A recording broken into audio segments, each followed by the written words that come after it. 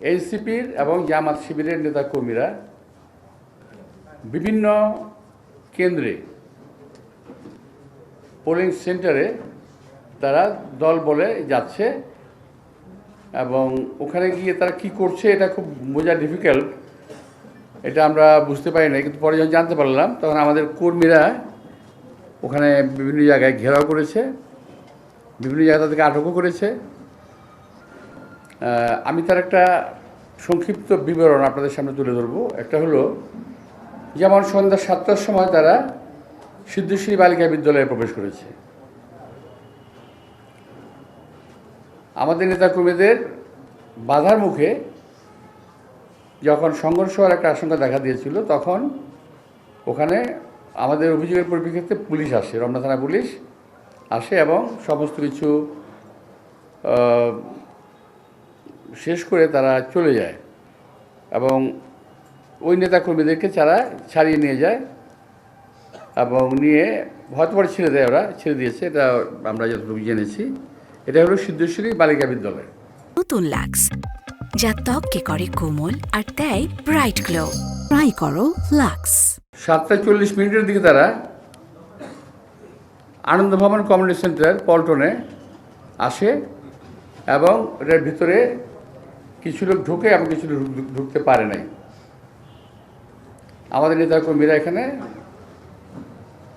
আজ করতে পেরে আগে থেকেই একটু সচেতন ছিল। তো ওখানে পরবর্তী পর্যায়ে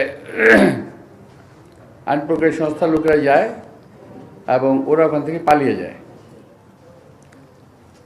দারুত তাকওয়া মাদ্রাসা মাদ্রাসা শান্তিনগর পীর সাহেবের গুলি রাত 8টায় ওখানে তার প্রবেশের চেষ্টা করে। এছাড়াও পল্টনের বিভিন্ন অলিগলিতে জামাত শিবিরের নেতাকর্মীদের মহড়া দিতে দেখা যায়।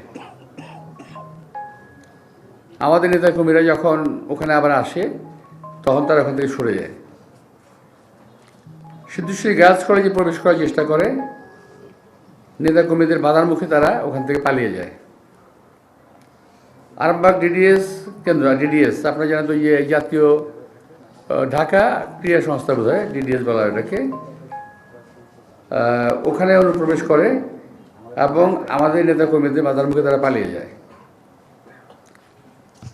ফকিরাপুর ওয়াসা কেন্দ্রে অনুপ্রবেশ করে এবং একসময় যখন পুলিশ এবং জনগণের আগমন টের পায় তারা ওখান থেকে পালিয়ে যায়। তবে কিছু লোক ওয়াসার কর্মী পরিচয় দেয়, তাদেরকে পরে ওখান থেকে বের করে দেওয়া হয়। মানে পুলিশ থেকে বের করে দেয়। ওয়ারি ক্লাব কেন্দ্রে জামাত শিবিরের নেতাকর্মীরা অবস্থান নিয়েছিল, সেখান থেকেও তারা আমাদের কর্মীদের আগমন টের পেয়ে পালিয়ে যায়।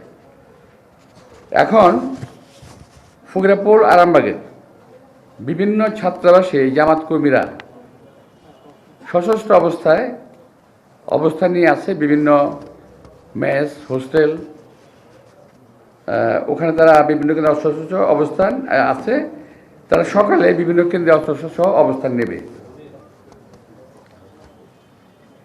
কিছুক্ষণ আগে আপনারা যখন আসছেন, অর্থাৎ ঘণ্টাখানেক আগে জানতে পেরেছি আমরা, 2 থেকে 250 জন নেতাকর্মী বহিরাগতরা